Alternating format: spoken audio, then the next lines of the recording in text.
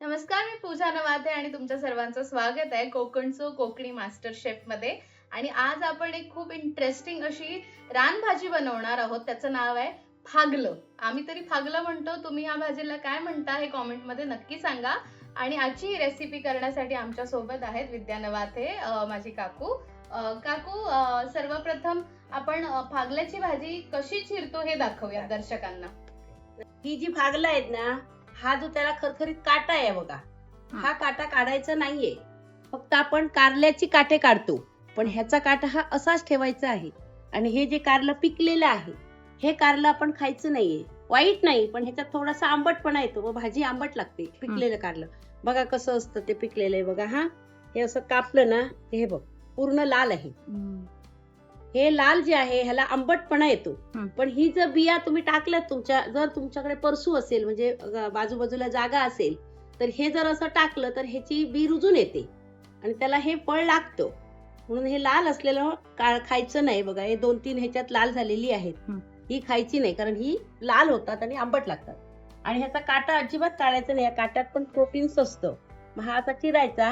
हे बघा हे लाल दिसलं तर हे पण नाही खायचंय. जरी बाहेरून हिरवं असलं तरी आतून पण लाल असतात आणि ते आंबटपणा त्याला येतो, म्हणून ते शक्यतो खायचं नाही. हे बघ हे चालतं, कारण हा थोडासा लालसर आहे, पण खूप लाल झालेला नाहीये. मग हा चालू शकतो. मग हे असं कापायचं, पण हे मात्र काढायचं नाही हा.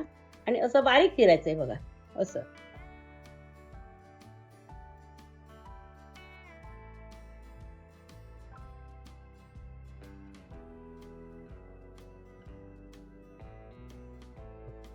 हा कलर बघा किती सुंदर आहे.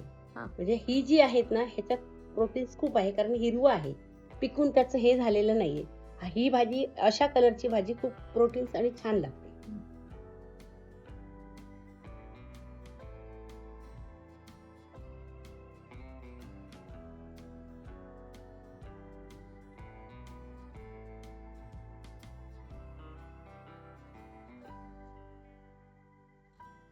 तुम्हाला आता ह्याची माहिती सांगते. आता ही जी फागलं आहेत ना, ही फागलं अशी बारीक चिरून घ्यायची. आणि ह्याला जो काटा आहे तो नाही काढायचा. काट्यात पण त्याच्या प्रोटीन्स असतं, काढायचं नाही. आपण कारल्याचा काढतो, मग लोक म्हणतील की कारल्याचा काढतो तसं तो खरखरीत काटा काढायचा का, तर नाही काढायचा. मग ही भाजी खूप चांगली लागते आणि प्रोटीन्स आहे.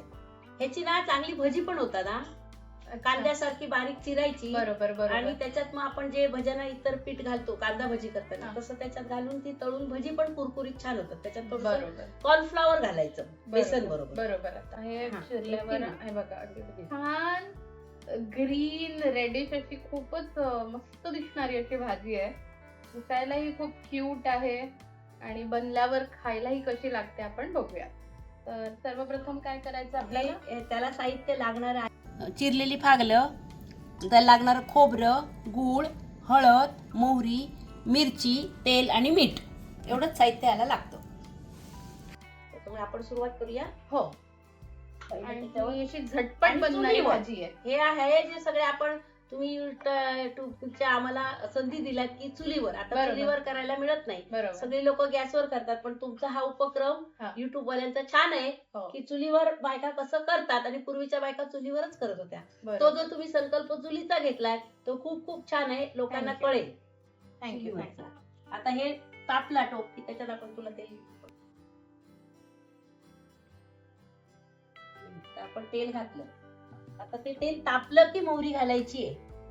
व्हिडिओवर फिरायला पाहिजे तसं नाही, हातानेच तुकडे तुकडे होतात मिरचीचे. आम्ही असे करतो. बरं, ह्याचं प्रमाण कशा प्रकारे आपण घ्यायचं? फागलं जेवढी असतील तर का तिखट हा आपल्यावर आहे. तर तुम्हाला खूप तिखट हवं असेल तर तुम्ही जास्त घालू शकता, कमी हवं तर दोन. काही लोक कमी तिखट खातात, ते का आपण तिखटासाठी किंवा चवीसाठी आपण प्रोटीन मिळतं, बरोबर, म्हणून आपण ती भाजी खातो. बरोबर. तेवढं चवीला हवं तेवढं घालू शकतो. बरं, त्याच्यात तुम्ही ओली मिरचीची नाही तर मसाल्याची करू शकता. मसाल्याची पण मी ओली मिरचीची चांगली असते, म्हणून मी तुम्हाला आज ओली मिरची दाखवली. पण या मिरची ऐवजी तुम्ही मसाला पण टाकू शकता. बरोबर. आता हे झालंय. आता ह्याच्यात आपण मोहरी टाकणार आहोत. हे बघा मोहरी तडतडली म्हणजे तेल तापलं. आता त्याच्यात घालणार मिरच्या मोडलेल्या. त्या वेळीवर नका चिरायला, असं चिरून घालू शकता. हे बघा त्याला मिरच्या टाकल्या. पाचक असल्यामुळे सगळ्याच भाज्यांनी हिंग लागतो घालायला. हे बघा. आता आपण हळद घालणार आहे त्यात. हे बघा. हळद घालतो आता. खूप सोपी भाजी आहे. सोपी भाजी आहे, खूप तुम्हाला पटकन जास्त होणारी आहे. इन्ग्रेडियंट्स लागणारच आता ही नाहीये. ह्याच्यात घालायची भाजी. घालायची.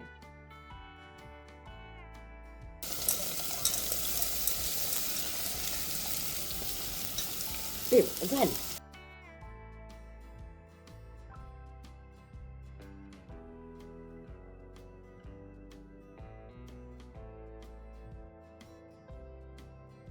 ती थोडीशी तोंडली सारखी दिसायला हा. आहे चिरल्यानंतर. चिरल्यानंतर आणि तशी चव थोडीशी तशीच लागते. तशीच लागते का? बंद ओके केल्यावर. ओके.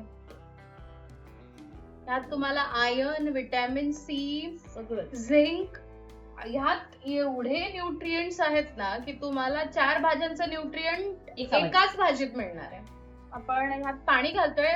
पाणी घातलं तर शिजायला खूप मदत होते. हा, आणि थोडीशी कडक असतात ना ती. हा त्याचं बरोबर जे बरोबर. बाहेरचं हे असतं बरोबर. ते थोडं तर कडक आपण किती असल्यामुळे भागले घेतले? पालेभाजीत का पाणी लागत नाही? हो, पालेभाजीत ऑलरेडी नाही, पाणी already असतं. असतं. हा, ह्याच्यात लागतं आपल्याला. लक्षात लागतं. पण आपण आज किती फागले घेतलेत आणि आपण साधारण अर्धा किलो फागलं घेतली. अर्धा म्हणजे किलो एक 10-15 फागलं आपण घेतले. त्याला 4 ते 5 मिरच्या घेतल्यात आम्ही. हा, त्याला 4-5 मिरच्या. मिरच्या. आता ही फागलं आपली फोडणीला घालून झाली. हा. आता त्याच्यात आपण मीठ आणि गूळ हा. एकदमच घालणार आणि खोबरं शेवटी घालणार. शेवटी घालणार. हे बघ, एवढंच मीठ घालायचं, जास्त घालायचं नाही. जेवढी भाजी असेल तेवढं चवीसाठी मीठ आहे. गूळ पण चवीसाठी. आता ही शिजणार.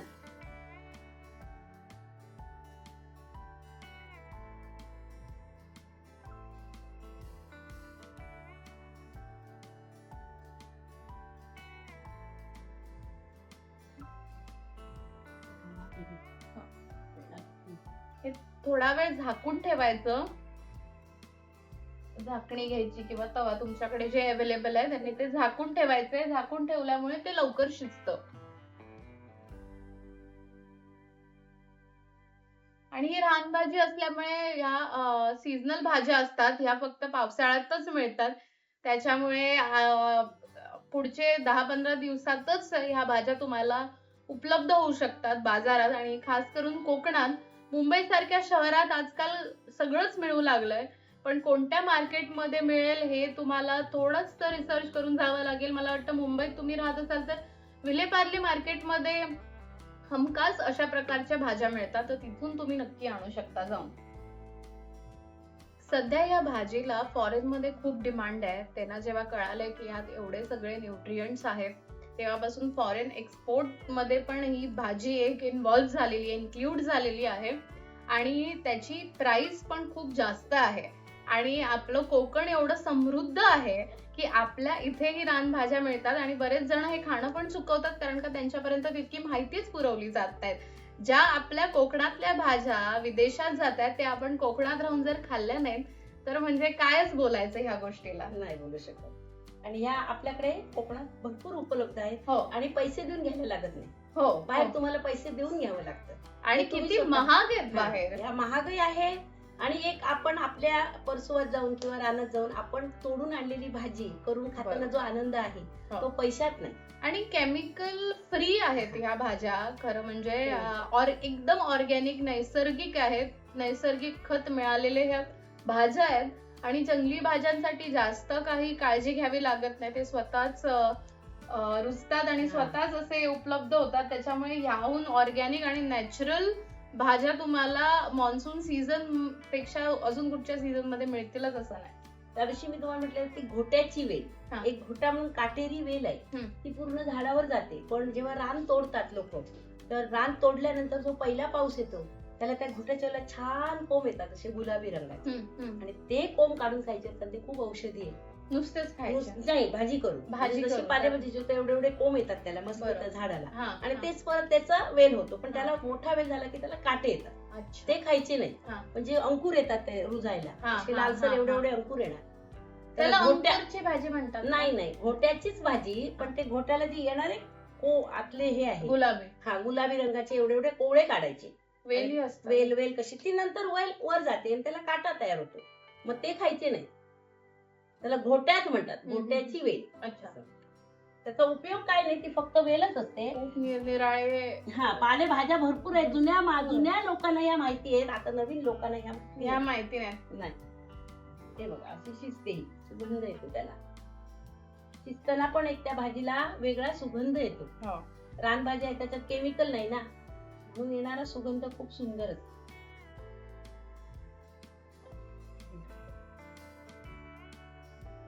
ही तुम्हाला जरी काटेरी दिसली तर शिजून मऊ झाली हो, काट्याचं पण. हा. काटा शिजला, त्या काट्यात पण एक प्रकारचं हे आहे, म्हणजे ते काढून टाकायचं नाही. अजून थोडं, आता 1-2 मिनिटांनी खोबरं घातलं की ती भाजी झाली. झटपट, एकदमच झटपट अशी भाजी आहे ही. म्हणजे तुम्हाला चिरून शिजवून ह्याला कमीत कमी 20 मिनिटाच्या आत ही बस, भाजी 20 मिनिटात रेडी भाजी होते. रेडी होते. आणि एवढी पौष्टिक भाजी जर 20 मिनिटात रेडी होत असेल तर वाट कोणाची बघताय? जा बाजारात आजच आणि घेऊन या आणि करा फागल्याची भाजी. याला अजून पण नावं आहेत ना? ह्याला कंटूल म्हणतात. हा. म्हणजे असं ज्या ज्या गावात पिकते त्या त्या गावात प्रत्येकाने ठेवलेली ती नावं आहेत. नावं आहेत. पण ऍक्च्युली ती रानभाजी आहे. हा. ते फळ आहे. त्या हा. फळाला आम्ही दिलेली नावं आहेत. हम्म. वेलाला उगवलेलं ते फळ आपण नावं ठेवले का? प्रत्येक गोष्टीलाच आपण नाव ठेवतो ना. हम्म. कारलेला कारलं, वेलालाच लागतात ते, आणि हम्म. रानातलीच आहेत त्या बरोबर. भाज्या. काकडी, हा. अशी तशीही आपण त्याला ठेवलेली नावं आहेत, पण बरोबर. ते रानभाजीच आहेत. याला ह्याची भाजी ह्याची भजी करतात असंही तुम्ही हा, म्हणालात. हो. ती कशी करतात? ही अशीच भजी आता जशी मी चिरली, उभी चिरायची? हा, आम्ही बारीक चिरली. हा. ही अशी बारीक उभी चिरायची, हा. जसं आपण कांदा चिरतो ना हा. तसंच ती चिरायचं. त्याला आणि मीठ बेसन? लावायचं, हळद लावायची. तुम्हाला मिरची हवी असेल तर बारीक चिरून, पण मिरची भज्यात घातली तर ती दाताखाली येते खाताना, हा. म्हणून आपण शक्यतो लाल तिखट घालायचं. हा. आणि त्याच्यात बेसन घालायचं, हा. जसं कांद्याला घालतो, आणि थोडस कॉर्नफ्लॉवर घाला, हा. म्हणजे ते कुरकुरीत होणार खायला, आणि हम्म. मुलं ते आवडीने खाणार. याची तयारी आधी करून ठेवायची, आणि मुलं आली किती वेळ ठेवायचं हे? तुम्ही कधी किती वेळ ठेवू हा. शकता, त्याला पाणी नाही सुटत. अच्छा. ओ. कांद्याला पाणी सुटतं, ह्याला पाणी सुटत अरे नाही. क्या बात आहे. चिरून ठेवायचं, आणि ऑलरेडी करताना ते सगळं मिक्स करून तळायचे, मग कुरकुरीत. आपल्याला कसं पटपट होत नाही ना चिरायला, हो, हो, हो. म्हणून ते आता मुलं बाबा शाळेत गेले तर आल्यावर त्यांना एक काहीतरी वेगळा पदार्थ हो, करून हो, द्यायचा का हो. त्याच्यात प्रोटीन्स आहे म्हणून. हो. मग ते चिरून असं वाटीत ठेवून द्यायचं. मुलं आली की थांबा, तुम्हाला भजी करून देते, कसली सांगायची नाही. हम्म. मग ती मुलं खातात. आता काही जे पदार्थ आहेत ना, ते जे पदार्थ आपण बनवतो, थोडक्यात आपण कोबीची भाजी घरात बनवतो, काहीतरी समारंभ असला की बनवतो, आणि भाजी ती खूप उरते. हम्म. मग उरल्यानंतर खायला बघत नाहीत ना, हम्म. शिळं म्हणून. हो, हो, हो. ते शिळं नसतं. आपण जर व्यवस्थित ते ठेवलं तर ताजंच आहे. मग त्याच्यात जर तुम्ही बेसन घातलात, थोडस कॉर्नफ्लॉवर घातलात, हा. आणि भजी तळली, तर घरातल्यानं ती कसली भजी केली ते ती पण कळत पण कळणार नाही. नाही. आवडीने खातात सॉस बरोबर. लावून, आणि मग विचारलं "हो, कसली भजी केला, तर कसली ती कळली नाही. अहो म्हटलं उरलेल्या भाजीची केली. हो. म्हणजे असे तुम्ही टिप्स द्या. खरं भात तर कसा उरतो? मला वाटतं बऱ्याच लोकांना भात असेल किंवा जे शिळ्या गोष्टी आहेत ते लोक खात नाहीत. नाही, पण खरं शिळ्या गोष्टी ह्या फर्मेंट झालेल्या फ्रीजात असतात. ठेवायच्या नाही. हा. आपण बाहेर बाहेर- नॉर्मल ठेवायच्या. हा. समजा नाशणार जे वस्तू आहे ती हा. गरम करून ठेवायची, हा. मग ती दुसऱ्या दिवशी शिळी होत नाही. बरोबर. आता उद्या तुम्हाला भजी करायची, आज आपली भाजी हा, उरली, हा. मग ती भाजी तशीच थोडी गरम करायची, बाजूला ठेवायची, आणि दुसऱ्या दिवशी त्याच्यात हे सगळं घालून नाश्त्याला करू शकतो. हम्म. तसंच उरलेल्या भाताच्या इडल्या होतात, हम्म. उरलेल्या भाताचे वडे होतात. तो भात रात्री आपण कुकरला गरम करून ठेवायचा, म्हणजे तो शिळा नाही, फ्रीज मध्ये ठेवायचा नाही. हम्म. आणि दुसऱ्या दिवशी त्याच्यात सगळं तिखट मीठ घालून फेटायचं, आणि मस्तपैकी वडे करायचे. हम्म. ते कळत नाही कशाचे केले. सॉस बरोबर छान लागतं. मुलं खातात आवडीने. हा, मुलं खातात. झाली आता ही भाजी आपली झाली. खोबरं घातलं की झालं. तर मी खोबरं घालते बघा.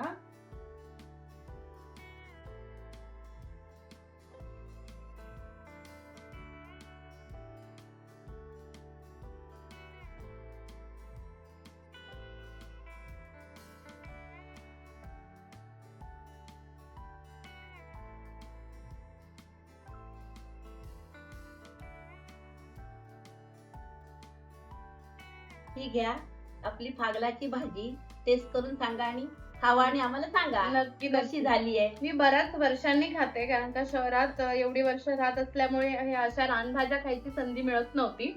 तर आता फायनली खूप वर्षानंतर फागल्याची भाजी खाऊन बघायची संधी मिळते, त्याच्यामुळे मी खूप एक्साइटेड आहे. बघा, आम्हाला सांगा. आणि या बिया कडून असतात त्या नाही बिया आपण नाही, मी पण खायची. फक्त ते लाल झालेलं खायचं नाही तर त्याला आंबटपणा येतो, कडू येत नाही. हे आता मी ही भाजी चपाती सोबत खाते, तुम्ही भाकरी सोबत खाऊ शकता. कशाही सोबत त्याची आमटी पण होते का? आमटी पण होते आणि तुम्ही जेवणाबरोबर डाळ भात जेवताना पण सगळ्यांना खाऊ चपाती शकता. नसेल तर सगळ्याची त्याची कशाही बरोबर ते खाऊ शकता तुम्ही. हम्म.